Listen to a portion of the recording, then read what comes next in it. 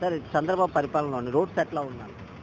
చాలా బాగుంది. పరిపాలన మాటకి చూడక్కర్లేదు. చాలా బాగుంది. Chandrababu how to talk, way of the behaviour, administrative అన్నీ తెలుసు. ముందు పరిపాలన విధానం తెలిసేవాడే పరిపాలించాలి. ప్రతివాడు పరిపాలించకూడదు. అందుచేత పరిపాలన చాలా విధానం బ్రహ్మాండంగా ఉంది. చాలా ఆనందంగా ఉంది. సార్ ఇప్పుడు గతంతో పోలిస్తే మార్పు ఏమైనా కనపడ్డదా?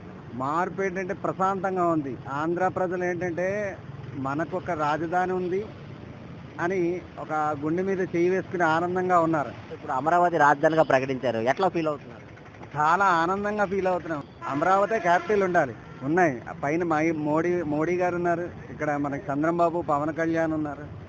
పరిపాలనా విధానం, ధర్మాలు అన్నీ తెలుసున్న వాళ్ళు, వృద్ధులు అందరూ ఉన్నారు కాబట్టి మన ఆంధ్ర చాలా బాగుంటుంది. వచ్చే సంవత్సరం కూడా ఇంకా చాలా ఆనందంగా ఉంటుంది.